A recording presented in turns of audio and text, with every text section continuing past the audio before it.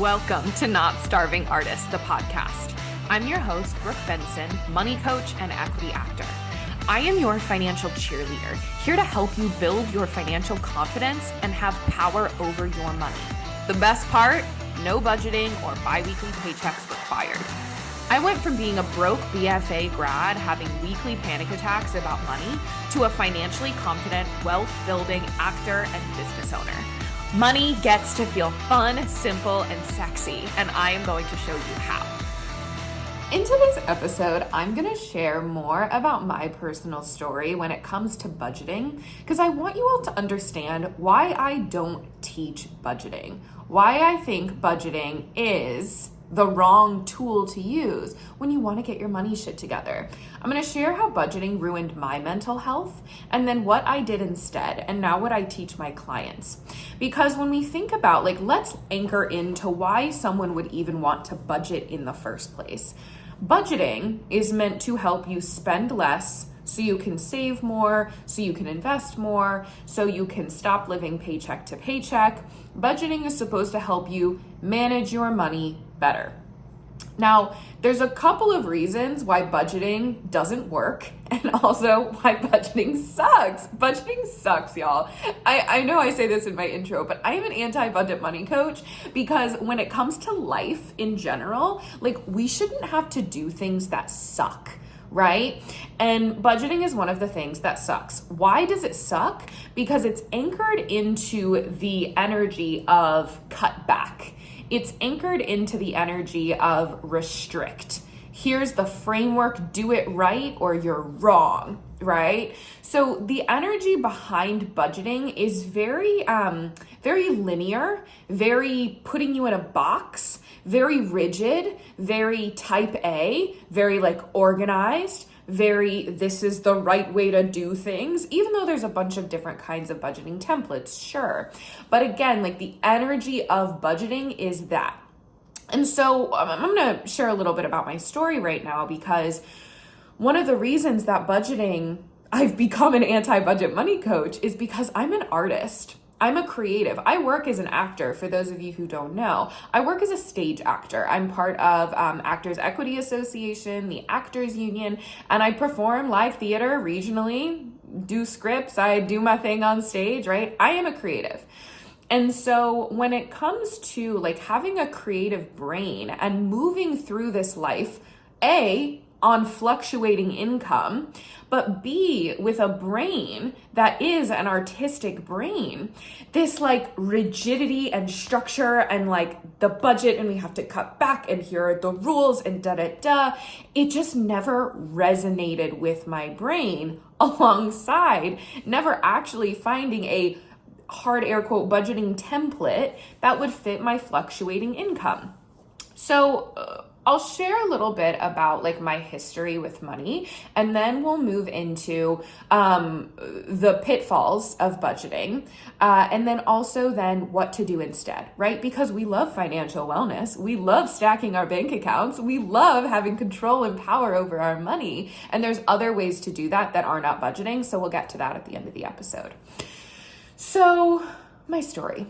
All throughout my life, I do have a very type A part of my brain. I'm very into numbers and structure and organization and being a creative, knowing that I wanted to be an actor since I was literally in preschool. My mom has a video of me that she took in preschool.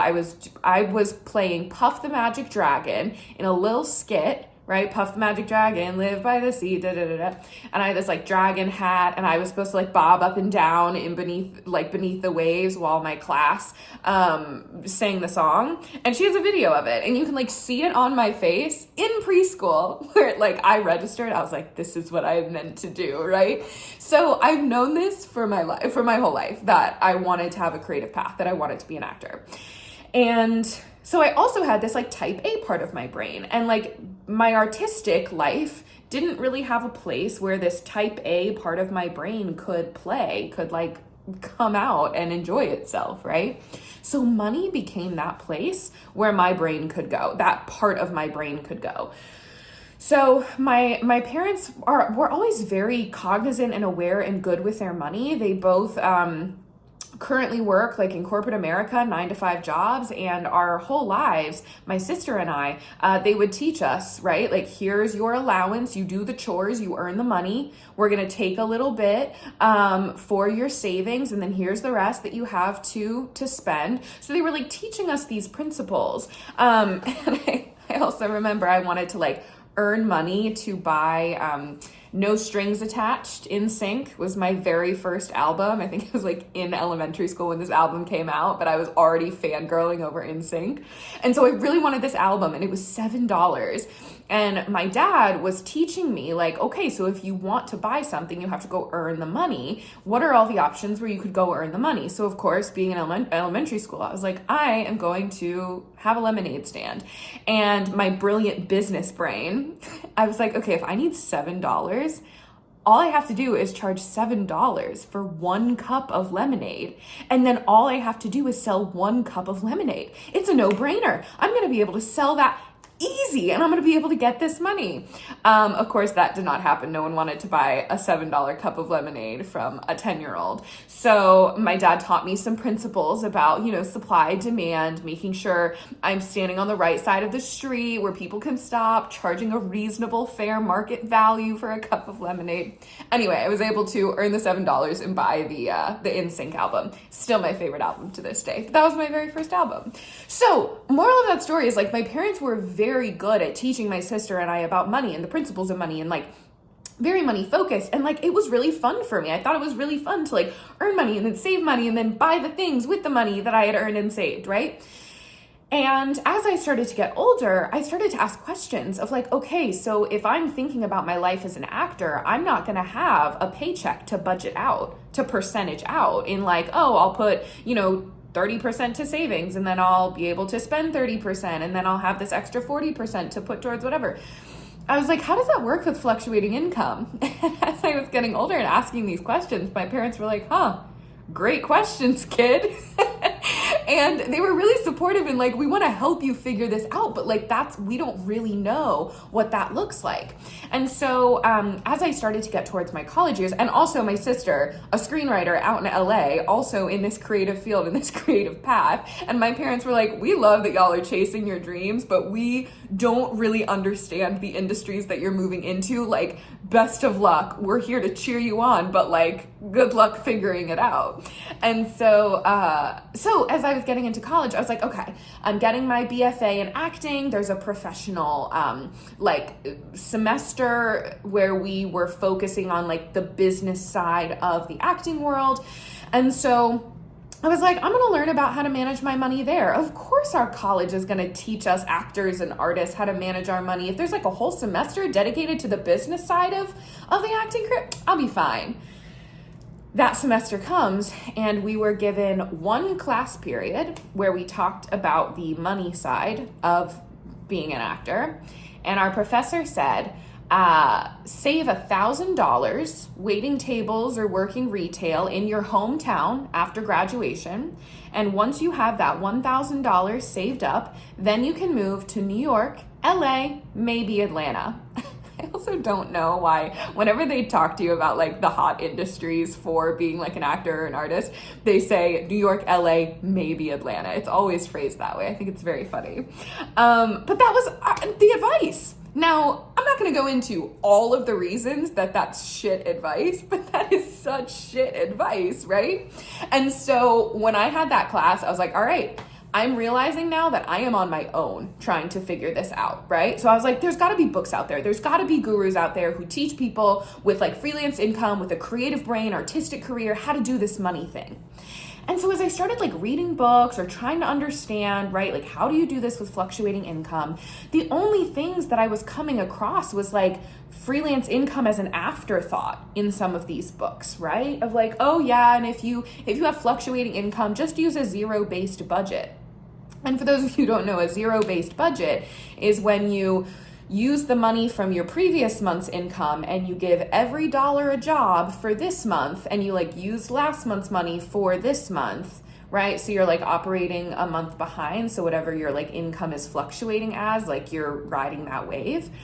But the thing about that, now we're getting into some of the reasons why I don't even think some like fluctuating income, freelancing, budgeting templates don't work is because with this model, your income, the way you get to live your life, your lifestyle is dependent on whether you've had a good month or a bad month. I'm air quoting very hard for those of you listening on the podcast.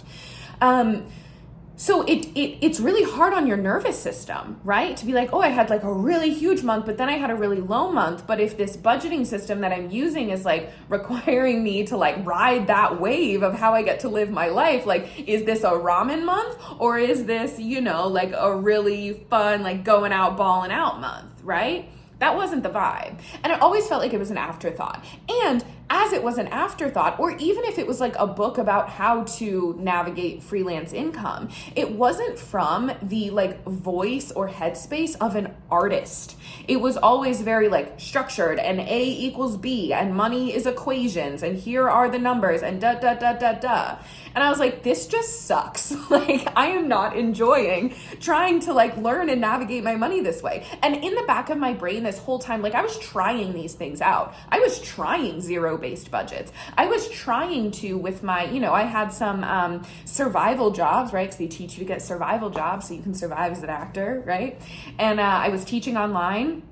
I was teaching English online. I was doing some nannying. I was working for Margaritaville for a time. Like some of these things where I was having semi-steady paychecks, I was like, okay, then I can like budget these out and like percentage these out and see. So I tried all of the different methods. I was on the apps. I was on Mint. I was on You Need a Budget. Like I was trying all of these things and nothing was able to stick, right? I wasn't able to continue using any of them, either for lack of interest, or it made me feel like shit, or it didn't work for me, or it felt too hard, or like there was always something that got in the way with all of these methods or these things that I was trying.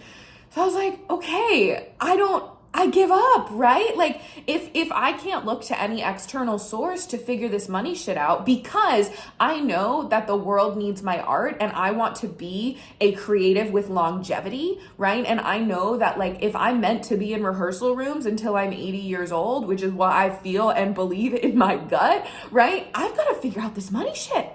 So if a book's not going to help me, if I can't find like a money mentor who's been an actor and been a creative and like really loves and like does this money shit well, I'm going to have to figure it out on my own. And so that's what I started doing. I started getting really into the trenches with my money. And the first thing I did was I started to like try and figure out a budgeting method for myself. And this is where budgeting started to ruin my mental health.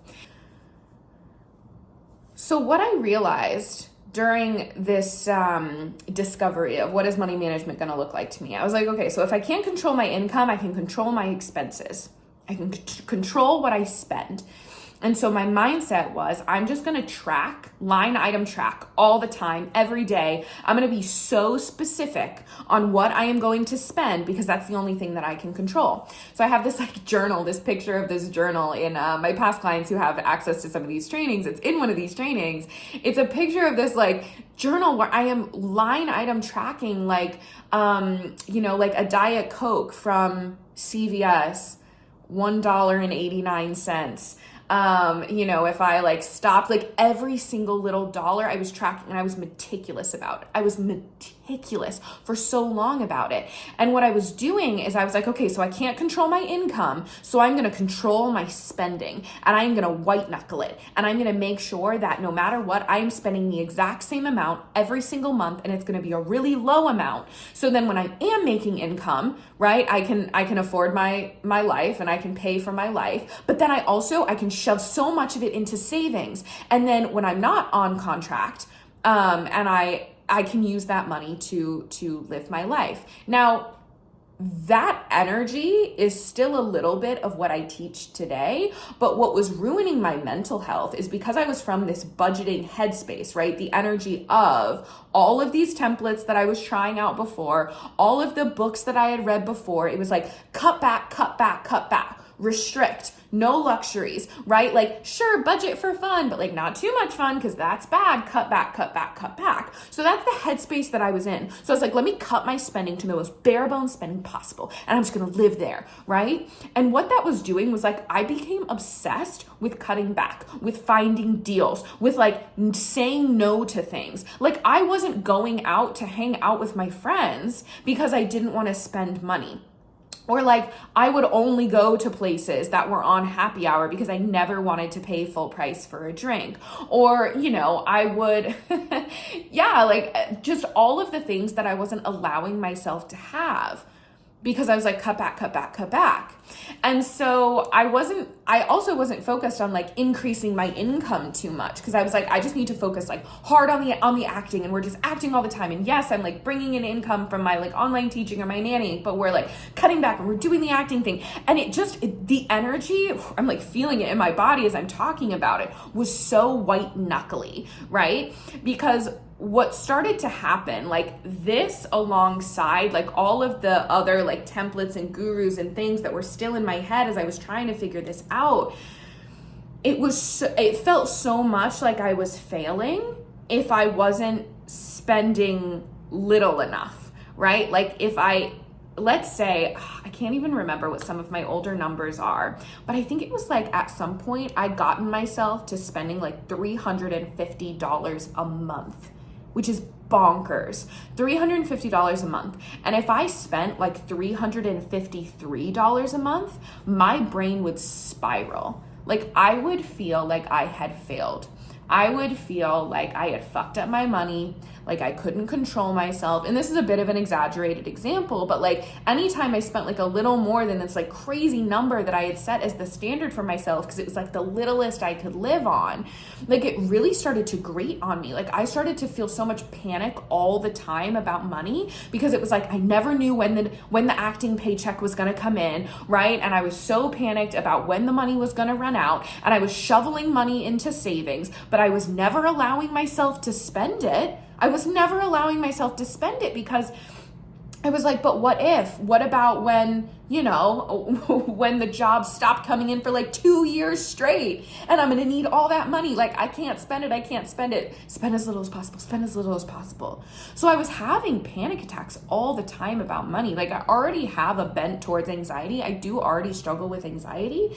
And so this like control, this meticulous like line item tracking and spend as little as possible was my way of trying to have control over a career and a life path that was so out of my control. It was like my brain being like, this is the one thing that you can control, so you better control it fucking well. You better do everything you can to know where every single dollar is going, and you better like expect the worst, right? So you make sure you're in control, right? Like let your anxiety lead the way, because that way you won't be surprised, right? And this was all being channeled into my money. And so I felt zero safety and zero trust around my money. Zero. Even though I had the spreadsheets, even though I was looking at my bank accounts every single day, I had zero trust about my money.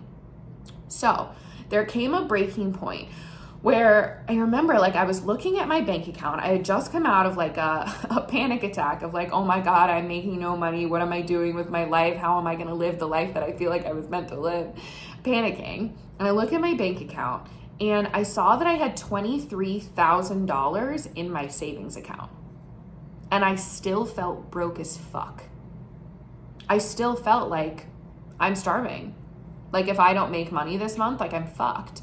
Like that was my brain. That was my mind was telling me that. And I'm looking at the number, $23,000 in my savings. And I'm hearing my thoughts saying, you're broke as fuck, right? You need to hoard every dollar because you never know when the next money is coming in. And I was like, there is something here. This isn't math. The math is not mathin', right? Like the feelings math is not mathin'. So I started to like take a look and I was like, all right, Brooke, maybe this way of like white knuckling your money and hoarding money and trying to spend as little as possible, and you taking pride in that because you're really good at saving and you're really good at money and you're really good at the spreadsheets and you feel like, you're on top of the world because like you're organized and you've got your money shit together. Maybe this isn't working for you. Maybe let's like take a look at the panic attacks you're having doing this kind of money management strategy, and maybe let's assess and maybe let's do something different. Let's do something different. So I was like, okay, what needs to change? One, my freaking thoughts, right? My brain, right? I had thoughts, and I knew, and this is how you know, like when your thoughts are thoughts, not based on the logistics. It was so jarring, right? Seeing $23,000 in a bank account that was in my name that I could use at any time for anything. Yet my brain was saying like, red alert, red alert, red alert, you're broke, you have no money. So I was like, okay, I've got some thought work to do, because that literally has nothing to do with the actual circumstances and things that are on my computer screen in my bank account. So I've got to do some thought work. And then I also was like, okay, this money is sitting there and it has no purpose. Something's got to change there. And then the third thing, I was like, however I've been managing and tracking my money now, like this is not working. It's too micromanagey, it's too meticulous, and it's too white knuckly. I'm spending too much time thinking about money, and I'm not spending enough time like playing with my art and like also doing other things that I want to do in life that are not money. Like money was consuming in my brain. So with those three things in mind, I was like, all right, let me start with some strategy here. So I started to split my money up into different savings, right? The buckets. This is what I talk about, buckets. I had a section of savings that was purely for emergencies. So when my brain was like, you can't touch that money because it's for emergencies, that's okay. I literally sectioned it off and I was like, this is your emergency money. And then I had this other money, and I decided that amount was going to be $10,000. So I put $10,000 into emergency money. And then I was like, look at this $13,000 that's here. What do I want to do with that? What is this for? And I had to ask myself those questions. Like I actually had to ask myself that. And I was like, okay, let me sit on that for a second. Let me go to the other piece of the strategy to figure this out first. So the other piece of the strategy that I was trying to figure out is like, okay, if I'm not line item tracking every single day, and if I'm not budgeting, but I still want to have awareness of my money, and I still want to like be forward moving with my money, what do I do? So through some trial and error, through some getting into the trenches, kind of like releasing control, which was quite terrifying for someone who has a type A brain like me, who wants to control everything and has hella anxiety, right? To release control and just be like, but I've got myself. So then this is where, so all three of these things, like I was doing at the same time. I was trying to figure out my thoughts. I was trying to figure out these savings, and I was trying to figure out a new way to like manage my money. And all three of these started to like shift together, because as I was like, okay, I need to figure out a different way to manage my money. That's going to require some letting go. What thoughts do I need to have about myself and my money in order to be able to like stop white knuckling, like loosen the grip a little bit to figure this out? The thoughts that I needed to have were, I can handle it. No matter what happens, I can handle it. I fucking got it. I'm scrappy as hell. If I need to make money, I can make money. If I need to figure some shit out, I am so resourceful. Like, and so I got myself into the place where I was like, even if I go to worst case scenario, and this is what I teach my clients to do when they're having some anxiety of like the what ifs, the unknowns, like, oh my God, like this is what I'm terrified of. I was like, literally take yourself to that place. So for me, it was not being able, it was like having to move back into my parents' house, right? And like not being able to afford my own place. And I was like, okay, Brooke, take yourself there. If you're in a place where you can't pay your rent, what are you going to do? And I'm like, well, I'm never going to be in the place where I literally can't pay rent, because I'm going to see it coming 2 months in advance. If I really am getting that close to not being able to pay rent, I'm going to see it coming, and I'm going to figure it out. Because you know what I'm going to do? I'm going to drive for Uber. I'm going to get my ass on some 9-to-5 interviews. I'm going to figure out a paycheck, right? I'm going to like grind and like figure out, like, I also now have my emergency savings. So like, and I have this emergency money that could pay my rent. Like, even worst case scenario, I'm like not able to pay my rent. Like, I put myself in that position, and I was like, here's how I get scrappy and figure it out, and how that worst case scenario, like I could actually figure it out. And then I even took myself to the worst case, which is like, okay, I moved back in with my parents. Yeah, that would suck, right? Because I'm an adult and I don't want to move back in with my parents. But then what would I do? I'd give myself a time limit. I do all those other things to get myself into my own apartment, right? And like, I also want to acknowledge, I knew in my head, like I would be able to move back in with my parents, which not everyone has that option. But I also knew in my head, my parents are not the kind of parents that would let me stay there indefinitely. Like, I was going to have to come to them with a plan, right? So I put myself in the worst case scenario and did that to solidify the new belief, the new thought of, I can handle anything. Worst case scenario financially, I fucking got it. Why? Because I'm Brooke fucking Benson. Brooke Tyler Benson can do anything. She's got herself. She's never not had herself in the past. So I solidified that belief, right? And then with that belief, I was like, okay, if my brain was like, if you stop white knuckling your money, you're going to like go off the walls and go crazy and spend everything you have and you're going to end up destitute. And I'm like, okay. So I'm going to stop white knuckling. And like, I know that my brain, that fear, I'm going to take myself there, like destitution. And like, I know that that's not feasible, actually possible with who I am as a human, but also if it was, what would I do? Right? So I like started to play these thought games with myself. And then I was able to loosen up the reins where I was like, what if I don't track every single day? What if I just look at my bank accounts once a week and just see what's going on?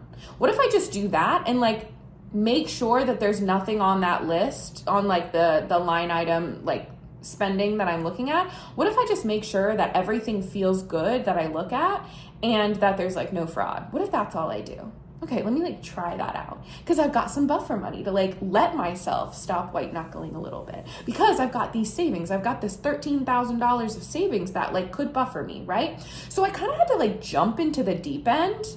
No parachute. Maybe I had a parachute, right? Like I had a parachute, but I'm like jumping off, and that's really scary. But I was like, what I'm doing now isn't fucking working. Because if the whole goal of me trying to manage my money better was to live better and to have less anxiety about money, but how I'm managing money is resulting in more panic attacks, again, the math ain't mathin'. So like, I'd rather jump and leap and try and figure something new out than keep doing what I was doing, right? So like, that's where this breaking point happened. So I'm gonna fast forward a little bit, because this is then where I was like, okay, I've kind of gotten to a point where I figured this out, where like I now have a method of managing money that isn't budgeting, that lets me stack my bank accounts, that lets me spend in a way that feels really good. Like I spend however the fuck I want. Like I don't feel like I'm being restricted or being told no. I have complete control over my money, and I don't have anxiety attacks anymore. So what this ended up looking like, so again, like through like me getting into the trenches with my own money, getting into bed with my own money and like figuring this shit out, is how I was able to create the money flow method, which is what I'm going to talk to you guys about today, that I'm now able to teach my clients and teach creatives, because of my frustration as an artist with fluctuating income, right? Like not being given a tool that actually works logistically for my money income, and also with my brain as a creative, as an artist. And so then also what I found is not only does this like method work for creatives and artists and people who identify as artists, but also business owners who have fluctuating income, people who are self-employed. No matter how big your business, you've got a lot of the same thoughts. And also if you're a business owner, you are a creative because you created a business out your own brain, right? I don't care how logistical your business is. You create that shit out your own brain, right? You're a creative. And then the other surprising thing that I found was like, oh, a lot of people with 9-to-5 jobs who have biweekly paychecks, who have consistent income, also really love this way of managing money. You want to know why? Because budgeting sucks. So let me get to the money flow method in a second, because I want to talk about why budgeting sucks. So one, and why people are averse to budgeting. One, because budgeting is like a binary. You did good or you did bad, kid, right? You did it or you didn't. You fucked up or you accomplished it. It's very black and white. It's either you stuck to the budget or you didn't. And so we are literally setting ourselves up for failure when we expect ourselves to budget. Because budgeting is giving you like a gold star or an X, right? And so because we're human and because we are not perfect, because we literally can't do things perfectly forever and ever and ever, amen, we are literally setting ourselves up to fail. There is no person on the face of this earth, even the guru-iest budgeter who is in existence, right? Whoever that is, No one could be perfect with a budget month after month after month after month. Something's going to go wrong. Now, and that's the thing, like something's going to go wrong. Like how a budget is set up is it's like you do it right or you don't. And so what's going to happen is when you inevitably have to have a higher spend a month, something happens, whatever, your human life happens, the budget is going to say you failed. And if you have that strong mental thought work on lock where you're like, I didn't fail, I still feel worthy, I still feel good. But a lot of us with our money, we're not that strong, right? So your budget says you failed and you're like, you're right, I did, I suck, it's not even worth it. If I didn't do my budget perfect, like what's the point? And then you spiral, right? And then you spiral and you go on binging, binges, like spending binges, because you're like, there's no fucking point. I'm going to binge. I'm going to buy what I want, whatever, because you've been so restrictive for so long trying to budget, because that's the energy of budgeting is cut back as much as you can, right? So you've restricted. So now you're binging. And then you get to the bottom of that binge and you're like, fuck, I really need to get my budgeting or my money shit together. Let me try this budgeting thing again. You try budgeting again. You're like, hell yeah, this feels good. I'm on it. I'm doing it. I've got that willpower. I've got that motivation. Fuck. My dog needed to go to the vet because he ate a bee. Fuck. My friend asked me to be her bridesmaid and I had to buy a bridesmaid's dress. Fuck. All right, well, screw it. Okay. Yep. Or you get the notification on like your You Need a Budget app and it's like, you went over in takeout this month and you're like, yeah, I fucking did. All right, screw it. Binge. You see how it's like, it doesn't promote a good cycle. And two, it's too micromanagey. Like all of these categories of like groceries and takeout and coffee and clothes and whatever, and you're tracking every single day how much is going, it's so meticulous. And so what that's training your brain to do is it's training it to think about money all the time. It's like calorie counting. Like once you're a calorie counter, if you've had calorie counting in your past, your brain automatically, like when you're making a meal, you're not even trying to, but your brain is calculating the calories. That's what you're training your brain to do when it comes to like budgeting, because, and you're training your brain in a way, not just to be aware of the calories, but it's to how can we lower the calories? Right? How can we spend less? Where like being aware of the calories, we're getting a little foggy in this analogy here, but like being aware of how much you're spending is fantastic, but being aware in the energy of, I want to cut this back, I want to make this less, you're training your brain to see the world that way. Right? And that's not healthy, because the reason we want to save more and have more and make more is to up level like our life and our lifestyle. Like how fun to move to the nicer apartment, to wear the nicer clothes, to go on the vacation, to give more like to people, to organizations, to like support our family and our community. All of that requires you spending more, utilizing more of your money. But if your brain is trained in the way of looking at the world of like, how can I spend less? Your brain won't even look for those opportunities, won't even see it as an option. The other thing about budgeting is like it doesn't account for fluctuating income. So it trains us to believe that fluctuating income is bad. And if you're a creative or a business owner and that's your life, it's going to train you to believe that your way of earning income is lesser than someone who earns a biweekly paycheck. And that's not a way to live either, right? And the other thing too is like I've said before, this energy of like restriction and cutting back. I love upgrading my lifestyle. It is so fun to spend more on an apartment. It is so fun to like during a busy season, get meal delivery like every day, right? Or have meal kits. It is so lovely to like buy a really nice new couch, right? Like have these up levels, right? Get a bi-weekly massage, like, and I'm sharing things that like I've actually upgraded in my life, but that budgeting would not have even allowed my brain to consider as an option because it's fucking with the budget. Right? Ooh, I don't want to like increase my spending of my budget because that lowers my bottom line and Like, again, you're training your brain to want the math to equal less. That's what you're doing. So this is why so many artists and creatives too, and people who have been budgeting for ages, have such a hard time allowing themselves to want what they want because they haven't even allowed themselves to put wanting things on the table because they don't think they can have it. Or their brain is trained to be like, but that's not the good things to do with money. You shouldn't want more when you have money. right? You should just want to save and invest. Y'all, there's zero saving and investing. There's zero desire behind it unless you attach spending to it. When we think about the actual act of saving and investing, it's basically like putting money into a box. That inherently is not fun.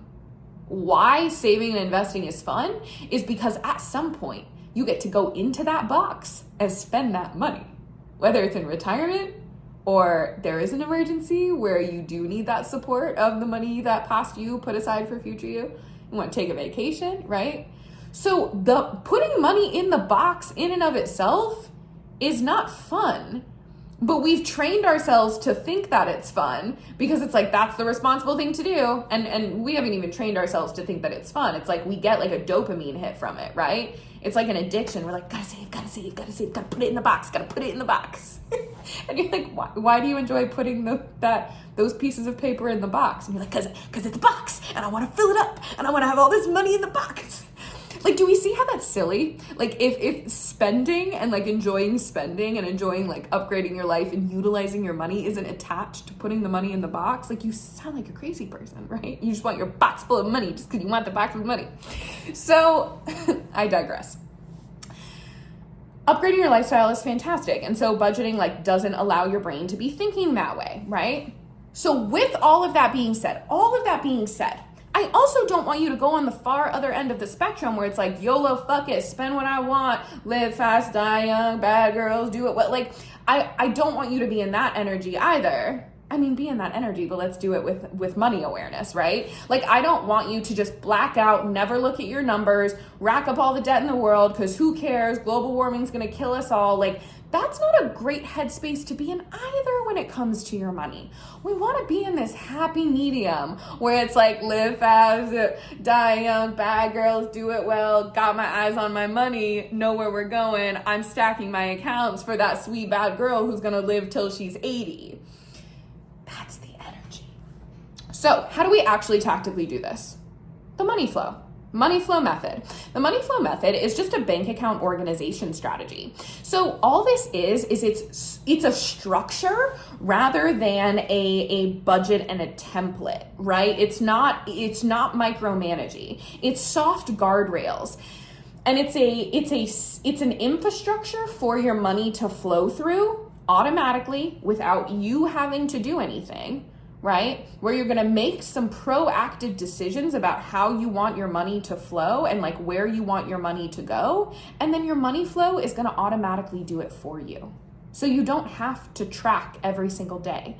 So you don't have to like set a budget or check in on spreadsheets. Like if you don't want to use a spreadsheet, you do not have to use a spreadsheet. This is a spreadsheetless money management strategy.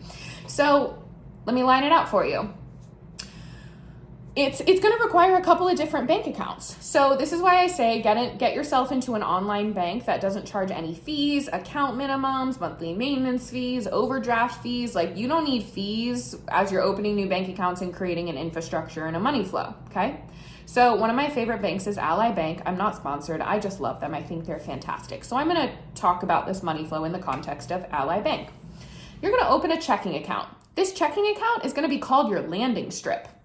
This is where all your income is going to come in. Now, for my business owners, you're going to have two separate ecosystems. You're going to have your business money flow and your personal money flow, okay? So if you have a business, you have a landing strip for your business where all your income comes in. And then you're going to pay yourself once a month into your personal money flow, right? Your personal landing strip. Again, that's where your income is coming in. And then from that, you're going to have a couple of other accounts that your money branches into. You're going to have one account that is for your flexible spending.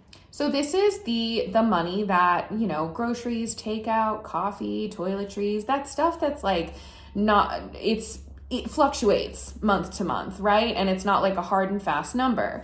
That's one account. That's a checking account. Then you've got a second checking account called bills.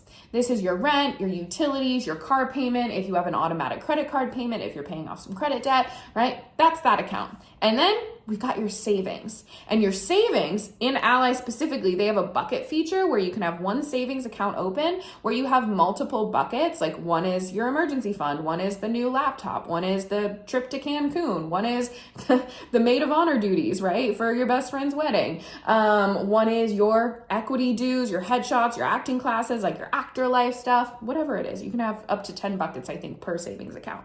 So then you've got your savings. So this is the money flow. So now what's going to happen? Like that's the infrastructure. So now here's where the managing your money in less than 1 hour a month comes in.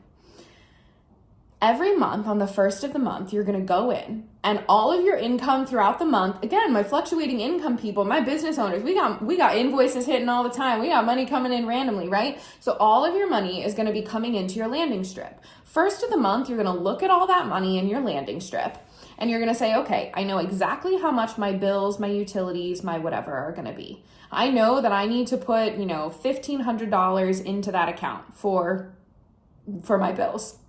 So you know that that's a non-negotiable, right? And let's say you've got like $3,000 more up there, right, in your landing strip after you move your bill money. Okay. Then you're going to, and this is something that I do with my clients in one-on-one coaching. We go and we look at what your normal average like range for flexible spending is. And we're going to decide on a number that feels really good. Like we're not trying to cut the number down. We're just deciding what's your usual number. Let's decide what that number is. And that's what we're going to put into your flexible spending. Let's say that number is $1,500, another $1,500. So we're going to put $1,500 into that checking account. So now, what did I say there was left in there? $3,000.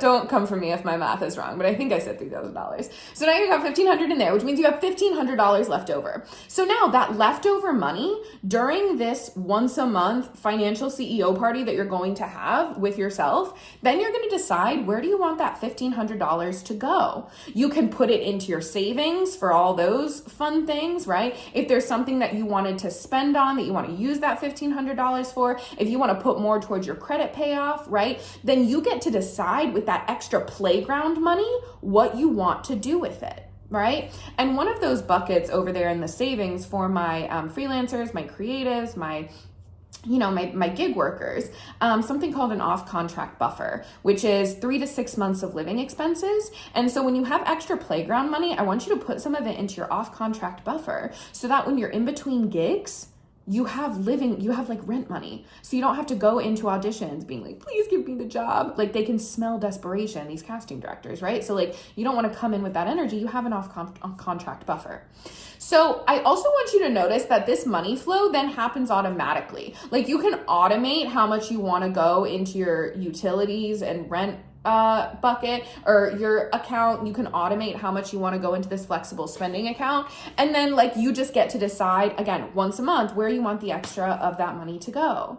So do you see how simple this is? And then throughout the month, you have this number for flexible spending that you can just check in on every once in a while to see where you stand, right? Of like, oh yeah, I gave myself $1,500, about halfway through the month, I've spent about $800, that about tracks. Right? Or like, oh, wow, I'm spending a lot more. Interesting. Why is that? Do I need to put more money in that account? And is there like some blackout spending going on? Am I like trying to numb something out? Or is this just a higher spend month? Like you can then just objectively assess like, how am I feeling? Do I need to bump this number up? Or like, what's going on? Like you can actually assess those questions. And then you have the autonomy and the power to change that number for the next month. So what this is doing is it's giving you like a more macro management on your money rather than micromanagement. So it teaches you to also trust your money throughout the month where you're not in your spreadsheets every day, but you've got this loose structure that allows you to put money towards your savings, gives you money to spend. You can spend how you want, put money towards your investment accounts. And also what I've lined out here is like your baseline money flow, right? Like the barest of bones with your money flow that you can choose to build out as well, right? Like you can have an arm towards your Roth IRA, an arm towards your solo 401k, an arm towards, I don't know, like there's so many different things that you can build out of this based on your personal life and your personal situation, so that you can spend how you want while also saving and investing, and you don't have to think about money all the time, and it's just automatically flowing for you. And if you use credit cards, I exclusively use credit cards. I don't use debit cards. But what I do is I just spend on my card. I pay it all off on the first of the month, and then I use it, and I know the amount that I've decided to spend for that month, and I'll just check in on my credit statement like once a week just to make sure I'm kind of in the range of what I thought I would spend, just to make sure we're on track. And then at the end of the month, I'll use that checking account for my flexible spending to pay off the credit card. It's so simple, so simple. And this light structure is giving you some guardrails, right? To allow you to put money towards future you and support future you, while also letting present you enjoy the fuck out of their money now. So there's no meticulousness, but you know future you is taken care of. And you don't have to get notified by your budgeting app that you're fucking up the budget, right? And so I want to share just a couple of examples of how I have tailored this inside of one-on-one coaching with my clients. So the most recent episode with my past client, Lauren, she had her landlord who was super old school and only let her pay rent with checks, but then he wouldn't cash the checks on time. He would wait months until cashing the checks. So she never knew how much was going to come out of her bank account, right, when he would cash the checks. So we added another checking account into her money flow where she would put her rent money and then write checks from that account, so she never had to worry about it. I have another client who owns a business, and again, if you have a business, you have a separate money flow for your business. You have the landing strip, and then you have your business savings, right, where you're saving for taxes and future investments and other things, right, inside of your business. And this business owner in particular, because of how his business is structured, he has co-owners, and so how it works is he personally pays taxes. The taxes aren't coming out of the business ecosystem, they're coming out of his ecosystem, personal ecosystem. So what we did is we added another tax bucket or another savings bucket for taxes in his personal ecosystem, so that when he pays himself, which we created a payment structure where he's paying himself quarterly. So when he pays himself quarterly, then we're taking a chunk of that money and putting it straight into taxes. Oh, another one that I just remembered was I was working with a teacher who she would get paid a lump sum at the end of her school year to get her through the summer. And so what we did with that lump sum, we created a separate savings account that had 3 different buckets. One was titled June, one was titled July, and one was titled August. And we split that money into 3. And so at the start of each month, she basically gave herself the paycheck instead of having the entire huge lump sum in her one checking account. Because she was saying I feel like I'm skating on fumes as I get to the end of the summer, because where did all this money go? So we split it up. All we did was split it into 3 buckets, and she paid herself at the top of each month, and she didn't feel like she was depriving herself. She just needed the literal structure, right? For her eyeballs to see the money in the account. She didn't have to cut back. She just needed the structure.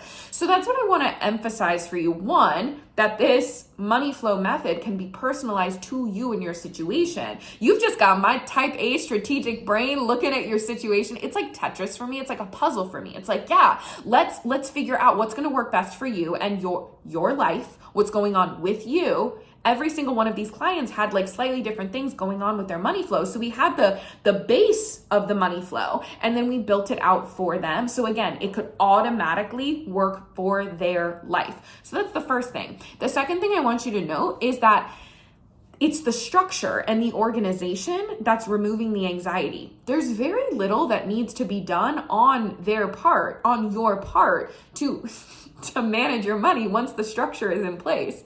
You're making decisions once a month about where you want some money to go, and then it's flowing.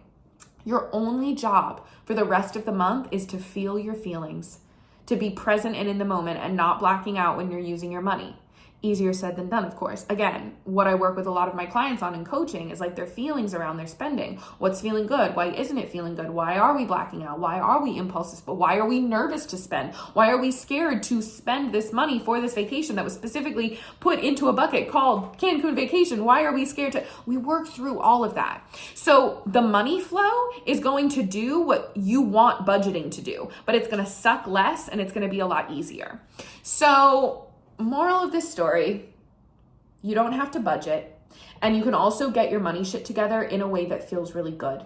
All it takes is some simple structure and strategy, and then the rest of the time, it's about tweaking as we go, right? It's kind of like moving into an apartment, right? You do the bulk of the heavy lifting, you set the thing up, you set up the money flow, you set up the apartment, and then as you move along, it's like a little tweak here, a little new piece of furniture here, a little shift of this chair here, right? That's all it is. And then feeling your feelings. Money is so mental and so emotional, right? We got lots of stuff to unpack there. So once the strategy and the logistics are taken care of, kind of like I said, like when I was looking at the $23,000 on my screen, and I was like, again, this ain't mathin'. My brain's saying I'm broke, but my computer screen isn't. So once we get your strategy set up, and it's being taken care of and the numbers are looking how you want them to look, but your brain is still yelling at you, we know it's just thoughts, right? And we can work on those thoughts because we found the culprit, right? We can find like the root issue when the strategy is taken care of.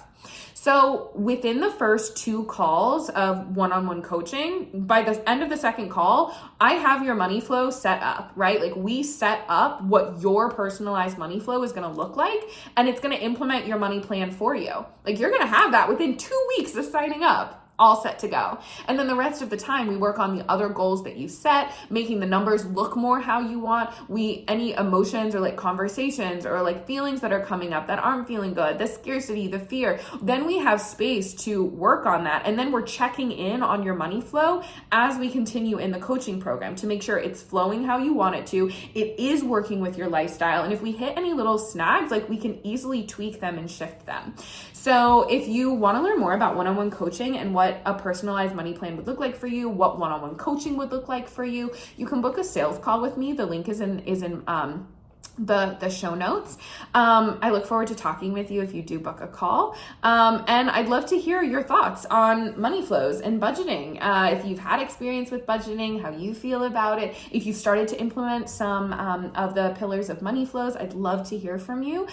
Feel free to come follow me on Instagram at NotStarvingArtist and tell me all about it. Thanks so much for tuning in. Come join me on Instagram for more on how to build a simple, sexy relationship with your money. My Instagram handle is at NotStarvingArtists. And if you want to dive deeper with me, head to the show notes to learn more about one-on-one coaching. If you love this episode, subscribe, leave a review, and share it with a friend that you want to get rich with.